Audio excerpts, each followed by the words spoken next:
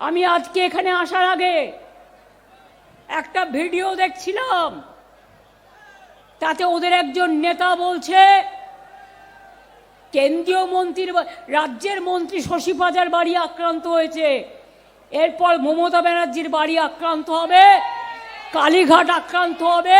আপনারা তো এমন এমন কথা বলছেন যেন আমার মৃত্যুর কামনা করে আমাকে খুন করার কনস্পিরেসি করছেন। এই কিন্তু প্রভোকেশন স্টেটমেন্টগুলোর প্রমাণ। মাথায় রাখবেন, আগামী দিন যদি কোনো ঘটনা ঘটে তার জন্য প্রধানমন্ত্রী থেকে এই অপদার্থগুলোর সব কটাকে দায়িত্ব নিতে হবে, দায়বদ্ধতা নিতে হবে। নমস্কার বন্ধুরা, আপনারা দেখছেন পারফেক্ট পলিটিক্স, সাদা বাংলা রাজনীতির কথা। বন্ধুরা, মমতা বন্দ্যোপাধ্যায়ের জন্য যেটা সব থেকে বড় আতঙ্কের সেটাই কিন্তু ঘটে গেল। শুভেন্দু অধিকারীকে কিন্তু বিজেপি নন্দীগ্রামের পাশাপাশি ভবানীপুরেও প্রার্থী করে দিল। আজকে বিজেপি যে প্রার্থী তালিকা প্রকাশ করেছে, সেই প্রার্থী তালিকায় 144টি আসনের মধ্যে নন্দীগ্রাম এবং ভবানীপুরে শুভেন্দু অধিকারীকে প্রার্থী করা হয়েছে। সেই সঙ্গে খড়গপুর সদরে দিলীপ ঘোষকে প্রার্থী করা হয়েছে, অগ্নিমিত্রা পালকে আসানসোল দক্ষিণ, রুদ্রনীল ঘোষকে শিবপুর, শঙ্কর ঘোষকে শিলিগুড়ি, সন্তু পানকে তারকেশ্বর, জগন্নাথ চট্টোপাধ্যায়কে সিউড়ি, সজল ঘোষকে বরানগরে প্রার্থী করা হয়েছে। এছাড়াও আরও অনেককেই তাদের জায়গা বুঝে প্রার্থী করা হয়েছে। কিন্তু সবথেকে বড় যেটা চমক, সেই চমকটা হচ্ছে শুভেন্দু অধিকারীকে নন্দীগ্রামের পাশাপাশি এই ভবানীপুরেও প্রার্থী করা। শুভেন্দু অধিকারী দুদিন আগেই বলেছিলেন যে তিনি তার পুরনো আসন নন্দীগ্রামে লড়তে চান।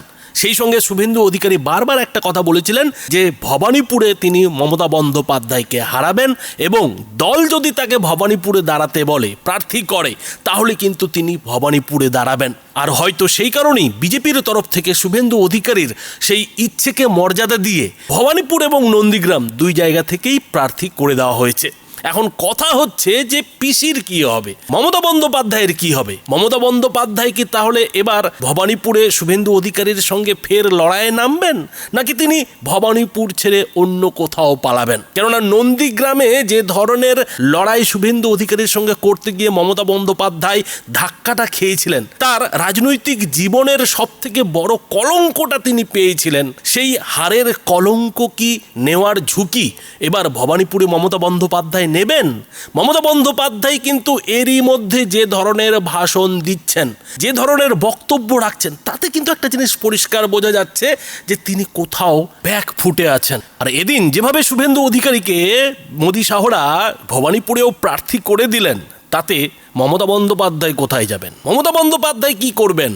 এই প্রশ্ন তো মমতা বন্দ্যোপাধ্যায়ের সামনে উঠছে। কিন্তু মমতা বন্দ্যোপাধ্যায়ও বসে নেই, তিনিও এদিন মাঠে নেমেছেন।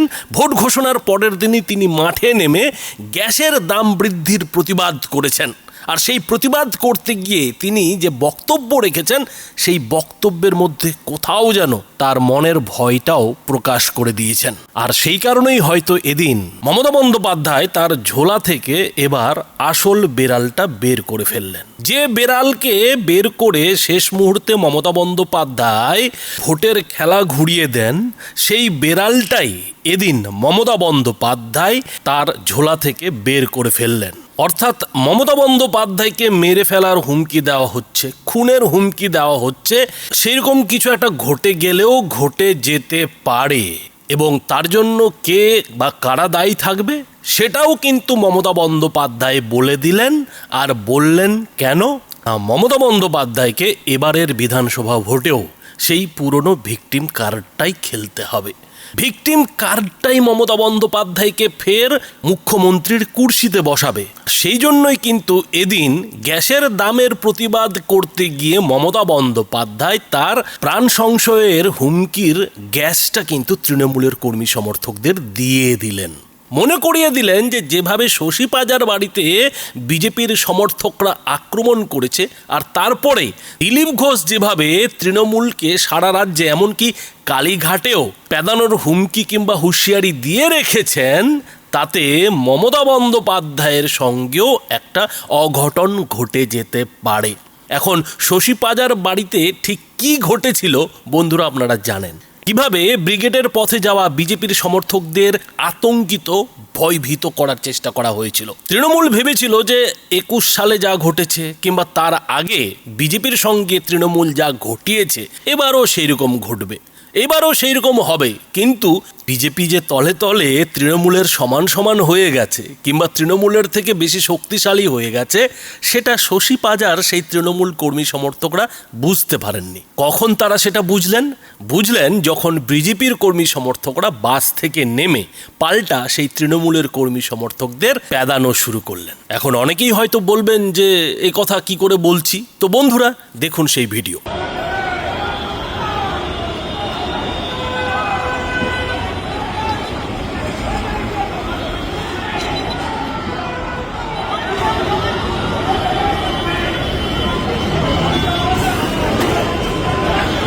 नॉर्मल पे लोग को क्यों हैरेस करना है?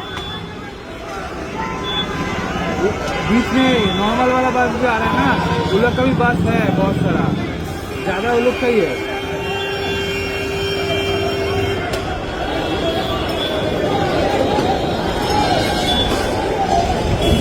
बाबा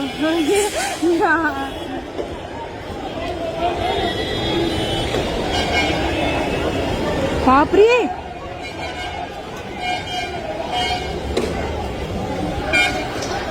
क्या हो रहा है बाप रे बाप। वो नहीं चलेगा।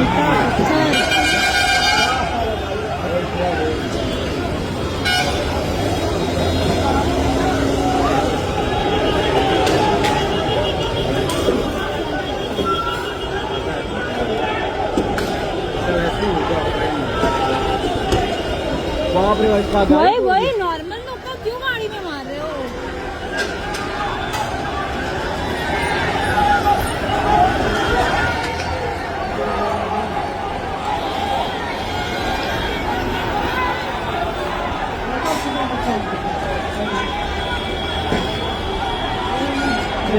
मेरा टिकट काट के ये खरीदा हुआ है, वो आके बैठ गया। वीडियो निकालो रे। তো বন্ধুরা, বুঝতেই পারছেন যে সেদিনের সেই ঘটনার শুরুটা কোথায় হয়েছিল এবং এই ঘটনা আটকানোর জন্য সবথেকে বড় দায়িত্ব যার ছিল সেই পুলিশ সেদিন কিভাবে ছিল সেটাও বন্ধুরা এই ভিডিওতে দেখুন।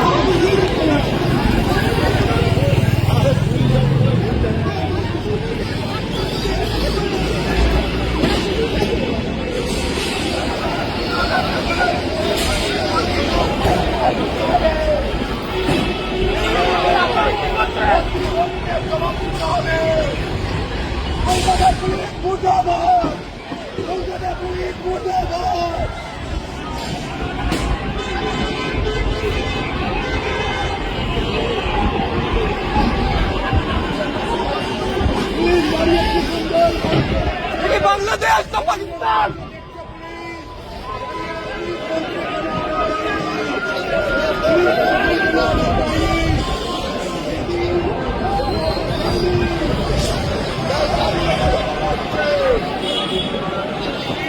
তার মানে বন্ধুরা, বুঝতেই পারছেন যে তৃণমূল কিভাবে খেলা খেলতে গিয়ে এখন উল্টো ঠেলা খাচ্ছে। আর এই উল্টো ঠেলাটা শুধু তৃণমূলের কর্মী সমর্থকরাই নয়, তৃণমূলের 50 গ্রাম 100 গ্রাম নেতারাই নয়, খোদ মমতা বন্দ্যোপাধ্যায়ও বুঝতে পারছেন। তৃণমূল নেত্রী ভালো মতোই আঁচ করতে পারছেন যে এবার যদি ইট ছোড়া হয় তাহলে তৃণমূলকে পাটকেল খেতে হবে। আর সেটা বুঝতে পারছেন বলেই কিন্তু মমতা বন্দ্যোপাধ্যায় এখন শান্তির বাণী প্রচার করছেন। তিনি বলছেন যে ক্ষমতা থাকলে ভোট শান্তিপূর্ণভাবে হোক, নির্বাচন শান্তিপূর্ণভাবে হোক। অর্থাৎ মমতা বন্দ্যোপাধ্যায় যুদ্ধ শুরু হওয়ার আগেই, যুদ্ধ শুরু হতে না হতেই সেই সন্ধির সাদা কাপড়টা কিন্তু উড়িয়ে দিচ্ছেন, সাদা ঝান্ডাটা কিন্তু দেখিয়ে দিচ্ছেন। আর দেখিয়ে দিয়ে যেটা বলছেন যে ভোট শান্তিপূর্ণ হোক। অথচ এই কথাটা মমতা বন্দ্যোপাধ্যায়কে এর আগের কোনো ভোটে বলতে শুনেছেন? এই ধরনের কোনো শান্তিপূর্ণ বার্তা কখনো তাকে দিতে দেখেছেন? কদিন আগেও তো তিনি এই কথা বলেছেন যে তার সরকার রয়েছে বলেই বাংলার সনাতনীরা শান্তিতে থাকতে পারছেন, না হলে 1 সেকেন্ডেই সমস্ত কিছু ওলট পালট হয়ে যাবে, শান্তি অশান্তি হয়ে যাবে। তো যে নেত্রী এ ধরনের হুমকি বা হুঁশিয়ারি বাংলার মানুষকে দেন, সেই নেত্রী কিনা প্রধানমন্ত্রী নরেন্দ্র মোদীর চুনচুনকে জেলে ঢোকানোর কথাটাকে অসাংবিধানিক মন্তব্য বলে মনে করছেন। তার মনে হচ্ছে যে প্রধানমন্ত্রী হিসেবে নরেন্দ্র মোদী নাকি এ ধরনের কথা বলতে পারেন না, এ ধরনের উস্কানিমূলক মন্তব্য নাকি করতে পারেন না।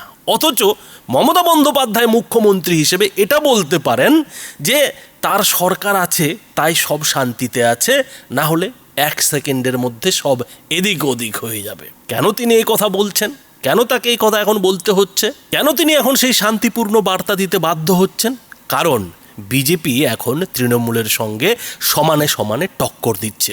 বিজেপির কর্মী সমর্থকরা এখন খোদ কলকাতার বুকেই তৃণমূলকে ধরে কেলাচ্ছে, তৃণমূলকে ধরে ঠ্যাঙাচ্ছে এবং বিজেপির দিলীপ ঘোষের মতো নেতা খোদ কালীঘাটকে হুঁশিয়ারি দিচ্ছে। কিন্তু মমতা বন্দ্যোপাধ্যায়ের চালাকি দেখুন, একদিকে তো তিনি শান্তির বার্তা দিচ্ছেন, অন্যদিকে তিনি তার সেই প্রাণের যে ঝুঁকির ভিকটিম কার্ড, সেই ভিকটিম কার্ডটাও খেলছেন, কেননা ওইটা তো তাকে খেলতেই হবে। এখন কথার কথা, দিলীপ ঘোষের এই হুঁশিয়ারির পর মমতা বন্দ্যোপাধ্যায়ের সঙ্গে সত্যি একটা হাত পা ভাঙার কিছু একটা কাণ্ড ঘটে যেতেই পারে। মমতা বন্দ্যোপাধ্যায় আজকে যে ইঙ্গিতটা দিচ্ছেন তাতে তো কোথাও যেন মনে হচ্ছে যে মমতা বন্দ্যোপাধ্যায় নিজেই হয়তো সেই ব্যবস্থা করলেও করতে পারেন। কেননা মমতা বন্দ্যোপাধ্যায়ের কাছে কিন্তু এই যে একটা সুযোগ দিলীপ ঘোষের মতো নেতা দিয়েছে, সেই সুযোগটা কি মমতা বন্দ্যোপাধ্যায় হাতছাড়া করবেন? মনে তো হচ্ছে না। মমতা বন্দ্যোপাধ্যায় কিন্তু সেই ইঙ্গিতটা এদিন তার ভাষণে দিয়েছেন। সেই সঙ্গে মমতা বন্দ্যোপাধ্যায় কতটা ঘেটে হয়ে রয়েছেন এই যে ইলেকশন কমিশনের একের পর এক আধিকারিকদের ফেরবদল, যেভাবে রাজ্যের মুখ্য সচিব থেকে শুরু করে ডিজিপি থেকে শুরু করে মমতার সমস্ত পছন্দের আমলাদের ইলেকশন কমিশন বলতে গেলে এবারের নির্বাচনের কাজ থেকে রীতিমতো বসিয়ে দিয়েছে, আলাদা করে দিয়েছে, তাতে মমতা বন্দ্যোপাধ্যায় কতটা চিন্তিত সেটা এদিন কিন্তু মমতা বন্দ্যোপাধ্যায়ের যে ভাষণ, যে বক্তব্য, সেই বক্তব্যেও কিন্তু স্পষ্ট হয়ে গেছে। আর সেই নিয়ে কথা বলতে গিয়ে এদিন মমতা বন্দ্যোপাধ্যায় কি বলছেন বন্ধুরা দেখুন। গত রাতে কি করলেন? রাত্রি 1টায় আমি মেসেজ পেলাম, মধ্যরাতে, কখনো শুনেছেন একটা স্বাভাবিক দল কাউকে কাজে লাগিয়ে ছুপা রুস্তমের মতো বিহাইন্ড দ্য সিন মধ্যরাতে গুপ্ত তাণ্ডব করছে? চিফ সেক্রেটারি বাঙালি মহিলা, ওরা অ্যান্টি উইমেন। আগে নিয়ম ছিল আমাদের স্টেট গভর্নমেন্টের কাছে লিস্ট চাইতেন, আমরা 3টে করে নাম পাঠাতাম, তার থেকে ওনারা সিলেক্ট করতেন।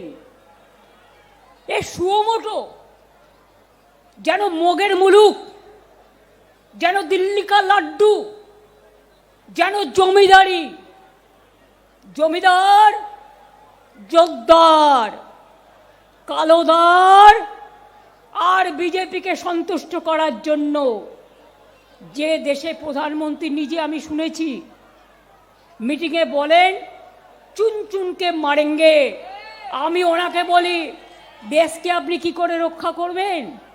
আপনার মুখে এটা শোভা পায় না। আমি আজকে এখানে আসার আগে একটা ভিডিও দেখছিলাম, তাতে ওদের একজন নেতা বলছে কেন্দ্রীয় মন্ত্রীর, রাজ্যের মন্ত্রী শশী পাজার বাড়ি আক্রান্ত হয়েছে, এরপর মমতা ব্যানার্জির বাড়ি আক্রান্ত হবে, কালীঘাট আক্রান্ত হবে, চারিদিকে গুন্ডা লেলিয়ে দেবো। আমরা বলি বুকের পাটা থাকলে দেখা, লড়ে নেব, সব কটাকে লড়ে নেব। আমরা কেউ ঘাসে মুখ দিয়ে চলি না, আমরা ঘাসকে জন্ম দিই, এটা মাথায় রাখবেন ভালো করে। যদি মনে করে থাকেন ভয় দেখিয়ে জোর করে, কি করছেন আপনারা? নন্দিনী চক্রবর্তী সিএস ছিল, একজন বাঙালি মহিলা। আপনারা অ্যান্টি বেঙ্গলি শুধু নয়, অ্যান্টি হিন্দুও, অ্যান্টি হিন্দিও, আমি প্রমাণ করে দিচ্ছি। আপনারা নন্দিনী চক্রবর্তীকে রাত্রি 12:30টার পরে তাণ্ডব করে তাকে ঘাড় ধাক্কা দিয়ে বের করে দিলেন। একবার রাজ্যকে জিজ্ঞেস করার প্রয়োজন মনে করলেন না বিজেপির দালালি করতে গিয়ে। ধিক আপনাদের, লজ্জা আপনাদের। 2, হোম সেক্রেটারিও বাদ, তিনি তো নন বেঙ্গলি, কেন বাদ হলো? ডিজি কে ছিলেন?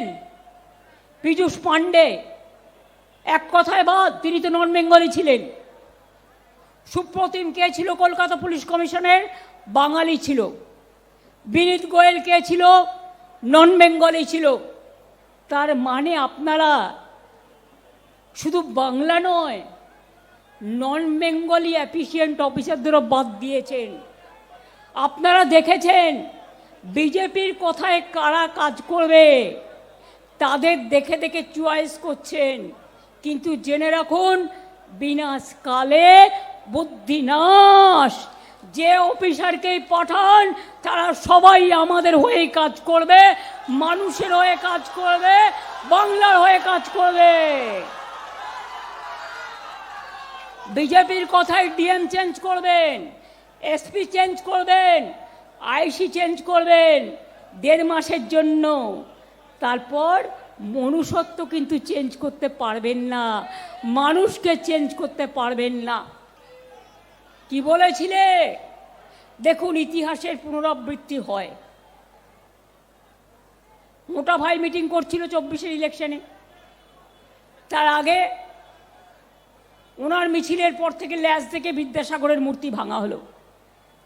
আর এবার প্রধানমন্ত্রী মিটিং করতে এসেছিলেন, ওনার মিটিংয়ে যাবে বলে গুন্ডাগুলো, এদের মধ্যে কোনো শ্রদ্ধা নেই, সৌজন্য নেই, ভালোবাসা নেই, রাজনীতি নেই, মাথাগুলো হয়ে গেছে একেবারে শুষ্ক মরুভূমি। মিটিং করার আগে আপনারা কি করলেন? শশী পাজার বাড়িতে গিয়ে হামলা করলেন। লজ্জা থাকা উচিত। লজ্জা, ঘৃণা, ভয় 3 থাকতে নয়। আপনাদের প্ররোচনায় হামলার বদলে আমরা করব না, কিন্তু মনে রাখবেন অনেক সহ্য করেছি। আগের বার বলেছিলাম 2011-য় বদলা নাই, বদল চাই। আর এবার বলছি বিজেপি হাটাও, দেশ বাঁচাও। হামলা যতই করো, বিজেপিকে বয়কট করো।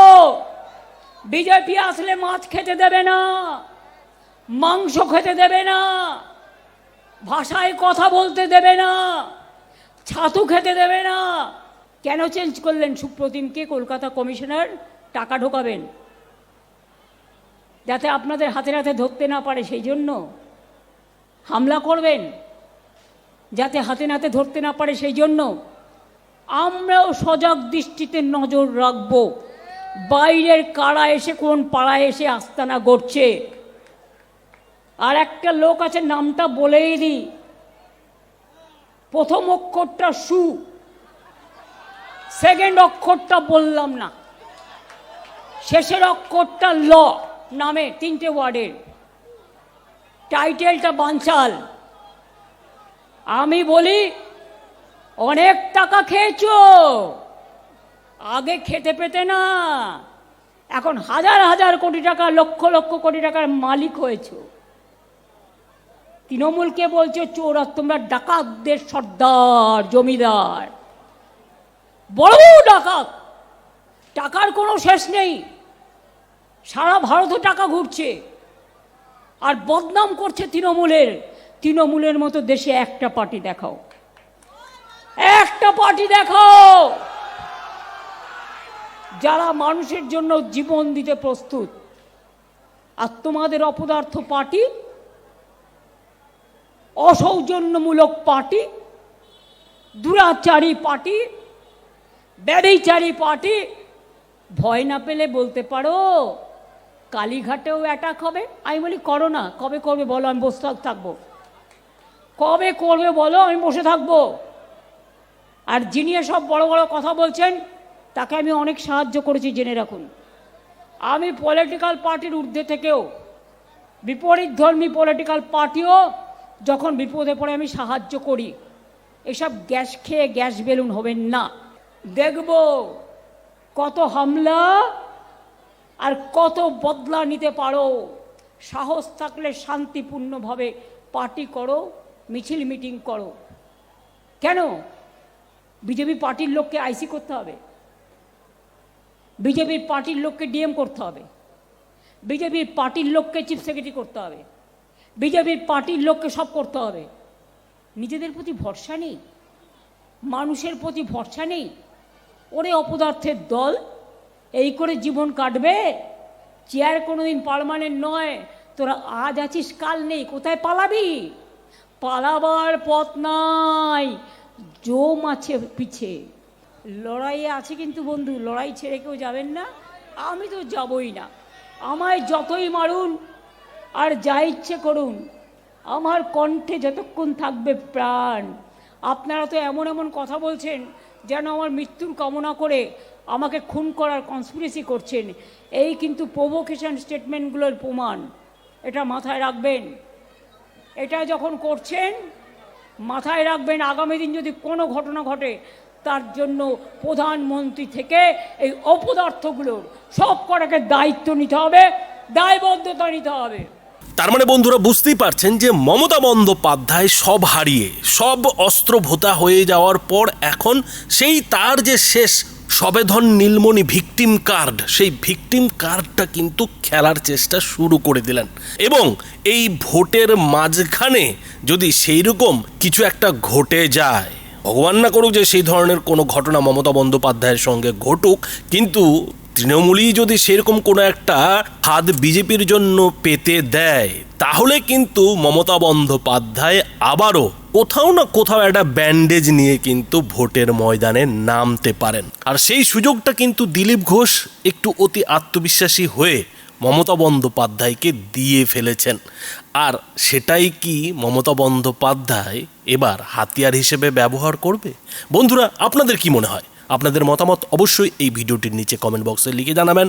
ধন্যবাদ।